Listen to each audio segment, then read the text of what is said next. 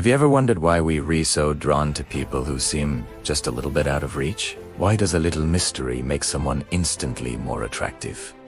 It's not just you. It's a fascinating and sometimes dark aspect of human psychology. Today, we're diving deep into the hidden forces that drive attraction and the thrill of the chase. Let's start with a classic concept: scarcity. We are hardwired to value things that are rare or difficult to obtain. This applies to people too. When someone isn't constantly available, when they have their own busy, fulfilling life, they automatically seem more valuable. Their time is a scarce resource, and subconsciously, we wanted more. This isn't about playing games, but about understanding that genuine independence is incredibly magnetic. When someone seems less available, our brains interpret that as high value. We start thinking, what's so great about their life that they're not focused on me?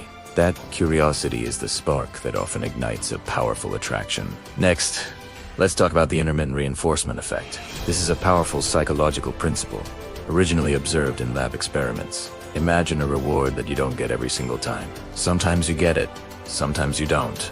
This unpredictability makes the reward far more addictive than if you received it consistently. Think about it in dating. If someone texts you back immediately, every single time, it's nice, but it's predictable.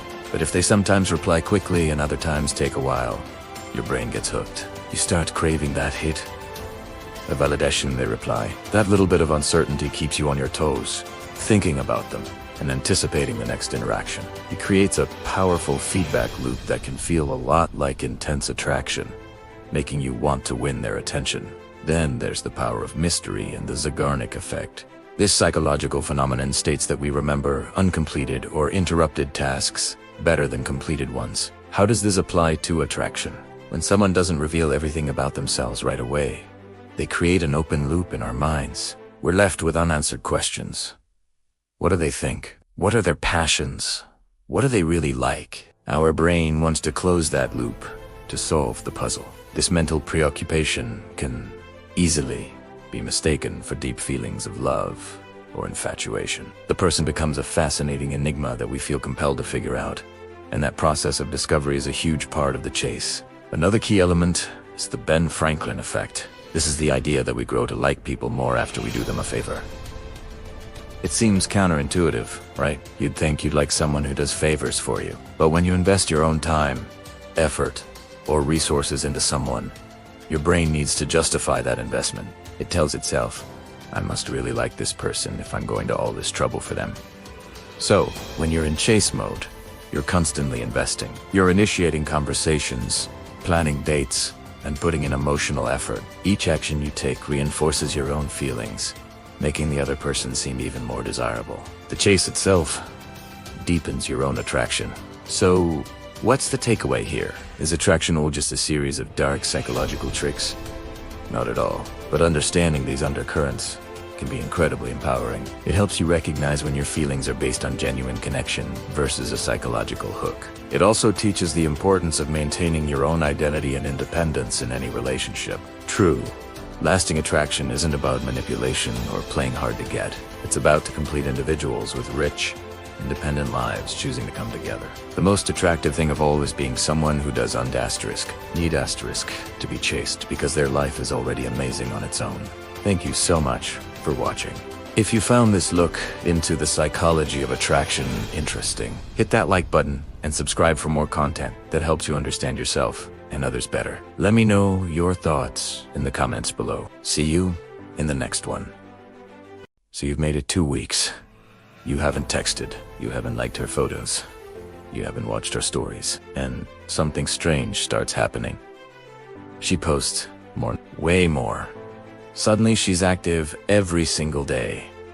New pictures, new updates, stories every few hours. You know what she's doing? She's fishing. She's throwing bait in the water to see if you're still watching. Marcus Aurelius said, "You have power over your mind, not outside events. Realize this, and you will find strength." This is your test. This is where weak men collapse and strong men are built. Because here's what happens in your head during week 2 and 3. Doubt creeps in like poison. Your brain starts lying to you. It says, maybe she really doesn't care. Maybe you're wasting your time. Maybe she's already with someone else, and you're here playing games like an idiot. This is what psychologists call cognitive dissonance. The pain of holding two opposing beliefs. Part of you knows stopping the chase is right, but part of you is terrified you're losing her forever. So here's the massive mistake guys make during this phase. They compromise. They don't fully chase, but they don't fully disappear either. They like one photo. Just one. They watch one story. Who's to check? They send a casual meme. No big deal, right? Wrong. Dead wrong. Machiavelli said, half measures will never produce full results. When you have Gamita stopping the chase. You communicate something terrible. You communicate that you're still orbiting her planet. You're still in her atmosphere. You didn't actually leave. You just moved to a different distance. And she registers this immediately. Her subconscious reads it perfectly. He tried to play hard to get, but he helped himself. He's still mine whenever I want him. And just like that, all your progress dies. The 2 weeks you invested mean nothing. You're back in the box. Back in the category. Back to being the guy she doesn't think about. Let me tell you, something darker. Something most people won't say out loud. Some women will reach out during week 2 or 3, and this is the most dangerous moment of the entire process. She sends something casual. Hey stranger, or saw this and thought of you, or my personal favorite. How have you been? And your heart explodes with hope. You think it worked. She misses me. She finally sees my value. But here's what's really happening. Sigmund Freud talked about the pleasure principle versus the reality principle. She's not reaching out because she suddenly loves you. She's reaching out because you disrupted her pleasure source. You were her validation dispenser, her ego boost, her backup attention supply. And now the dispenser stopped working, so she's not coming back for you. She's coming back to fix the machine. To get it working again. To restore her supply. Think about this like a drug dealer and an addict. When the dealer stops calling, does the addict suddenly respect the dealer? No. The addict just wants the supply back. The respect comes later. Much later. Only after you've proven that you're not a dealer anymore, that you don't need them to need you. This is week 3. The bait phase. And 95% of men take the bait. So what do you do when she reaches out?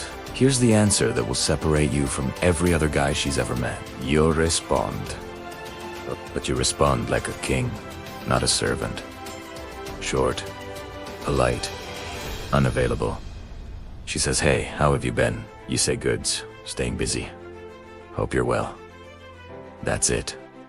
No questions. No excitement. No excitement. No, I've missed you, or we should catch up. Just a simple, respectful response that communicates one thing. I have moved on with my life. You are welcome in it, but you are not the center of it anymore. Jordan Peterson says, you should be a monster, an absolute monster. And then you should learn how to control it. This is what he means. You have the power to chase. You have the desire to pursue. You have the need for her attention. But you control it. You leash Italiano. You show her that you're capable of wanting her, but choosing not to. This is infinitely more attractive than not wanting her at all. A man with no options who doesn't chase is just a man with no options. A man with options who chooses not to chase is powerful. She needs to sense that you could pursue but won't. That you could engage but choose not to. That you have the capacity for desire, but the discipline to restrain it. Here's where everything changes. Usually around week 3 to week 5. If you've done this correctly, something shifts in her perception. She stops testing. She stops baiting. And she starts wondering. Really wondering. Did he actually change? Is he really different now? Did I miss something about him? Schopenhauer said, we forfeit 3/4 of ourselves in order to be like other people. You spent months being like every other guy who chased her. Now you're not. Now you're different, and different is magnetic. Different is rare. Different makes her brain light up with curiosity. She starts comparing you to other guys, the guys currently chasing her. The guy's in her DMS, the guy's buying her drinks, and something happens that she didn't expect. They all seem the same. They all seem boring. They all seem desperate. But you seem like you figured something out, like you leveled up, like you know something they don't. And she wants to know what that is. This brings us to week 4 through 6, the ultimate test. This is where she will come back harder, not with casual texts anymore, with real invitations. We should hang out sometime. I miss talking to you. Want to grab coffee? And this is where I see men make the final fatal mistake. They get excited and say yes immediately. They clear their schedule. They make themselves available. They think they won, but you haven't won anything yet. You've only gotten her attention. Attention is not respect. Attention is not attraction. Attention is just the beginning. In the next segment, I'm going to show you exactly how to handle her return, the specific words to use, the frame to hold, and the one thing you must never do, even when she's back in your life, because getting her back is easy. Keeping her respect is the hard part. She's back. She's texting. She wants to meet up. And this is the moment where most men destroy everything they've built. They think the hard part is over. They think making her chase means the game is won. But here's the truth that nobody tells you. Getting her attention was the easy part. The hard part is not falling back into your old pattern, because she's watching. She's testing. Shaz trying to figure out if he really changed or if he just took a vacation from being desperate. Robert Greene said, "The greatest power you can have is the power to choose." Right now, you have a choice. Fall back into the old role, or establish a new frame entirely. Let me explain what frame means. Frame is the underlying belief system that governs the relationship. In every interaction between two people, someone's frame dominates. When you were chasing, her frame dominated. Her frame was, I'm the prize, you're the pursuer. I choose when we interact. I decide if you're worthy. Your behavior confirmed her frame every single day. Every text you sent first. Every time you were available immediately. Every time you laughed a little too hard at her jokes. You were living in her reality. Now, she's coming back into your world, and you need to establish your frame before she reestablishes hers. Here's your new frame. I'm building a life I'm proud of. You're welcome to be part of it if you add value, but I don't need you to complete me. This isn't arrogance. This isn't being an asshole. This is self-respect. Nietzsche said, the individual has always had to struggle to keep from being overwhelmed by the tribe. The tribe, in this case, is every other desperate guy doing exactly what she expects. You're choosing to be different, not through tactics. Through genuine transformation. So when Sasais, let's hang out. Here's what you don't do. You don't say yes. When are you free? That's her frame. That's the old you. Here's what you say instead. I've got a busy week, but I'm free Thursday evening. There's a spot I've been wanting to check out downtown. Meet me there at 7. Notice the difference. You're not asking. You're stating. You're not asking when she's free. You're telling her when you're available. You're not asking where she wants to go. You're choosing the location. This is called leading, and women are attracted to men who lead. Not because women are weak or submissive, but because leading demonstrates that you have a life, preferences, and standards. A man who asks, where do you want to go? Is a man who's waiting for her to decide his life. A man who says, meet me here is a man who already decided his life, and she can join if she wants. But here's the critical part. You have to mean it. You koi and say, meet me Thursday at 7, and then when she says, I koi and do Thursday, how about Saturday? You immediately fold and say, yeah, Saturday works. No. If Thursday doesn't work for her, you say, no worries. Maybe another time when our schedules align. And you mean it. You actually go do something else on Thursday. You actually don't rearrange your life for her. Epictetus taught, freedom is secured, not by the fulfilling of desires, but by the removal of desire. The moment you don't need the meet to happen, you become free. And freedom is magnetic. Let's say she agrees. Thursday at 7. You meet up. Here's what happens that most guys completely botch. They revert. They show up early, nervous, eager to please. They compliment her immediately. They ask a million questions. They laugh too loud. They try too hard. And she sees it all. She sees the mask slip. She sees the old you underneath the new behavior. And just like that, the spell breaks. Plato said, "The first and greatest victory is to conquer yourself. When you meet her, you need to conquer the part of you that wants to impress her. The part that wants her approval. The part that wants to prove you're worthy. Here's how you show up instead. You show up exactly on time. Not early. Not late. You greet her warmly but not desperately. A genuine smile. A brief hug. No excessive compliments. No wow, you look amazing unless she genuinely does, and you would say it to anyone. You treat her like a friend you're getting to know, not like a goddess you're trying to win. You ask questions, but you also talk about yourself. You share stories. You have opinions. You disagree when you disagree. You don't just nod along to everything she says. You're a real person, not a people pleaser. And here's the key. You end the meet first. This is crucial. You don't wait for her to say, she needs to go. You don't stretch it out until it gets awkward. After over maybe 90 minutes, you say this was good. I've got an early morning tomorrow, so I should head out. And you leave, even if she seems like she wants to stay longer. Especially if she seems like she wants to stay longer. Why?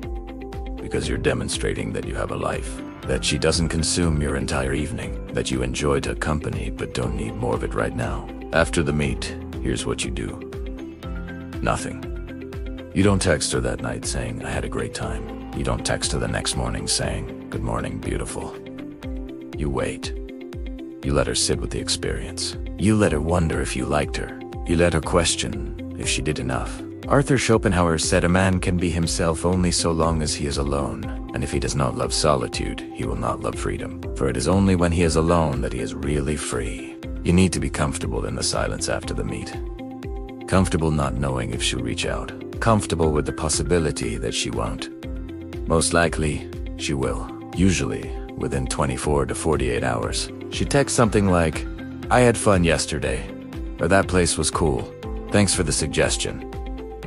And again, you respond. But briefly, "Glad you enjoyed it?" "Oh, yeah, the food was solid." No excessive enthusiasm. No immediate suggestion for a second meet. You're pleasant. You're responsive, but you're not chasing. You're letting her come to you. And if she wants to see you again, she needs to indicate that. She needs to ask. She needs to pursue. Because the dynamic has shifted. Here's what's really happening beneath the surface. You're teaching her how to treat you. Every interaction is a lesson. When you chased, you taught her that her attention was the reward and your effort was worthless. Now you're teaching her that your time is valuable, that your presence is a gift, that access to you is earned, not assumed. This isn't manipulation. This is standard set. Freud talked about repetition, compulsion. We repeat patterns until we resolve them. She's used to men chasing. You're breaking that pattern. And in breaking it, you're forcing her to create a new pattern. A pattern where she invests, where she pursues, where she proves her value to you. In the next segment, I'm going to reveal the most dangerous phase, the phase where she will test you harder than ever before, where she tried to flip the dynamic back, and the exact strategy to maintain your frame even when she's doing everything to break it. This is where boys become men. Stay with me.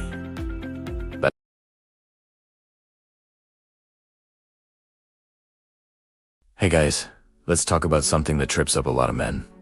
The chase. You meet a great woman, you're interested, and suddenly you find yourself bending over backwards, constantly seeking her approval, and feeling like you're one wrong move away from losing her.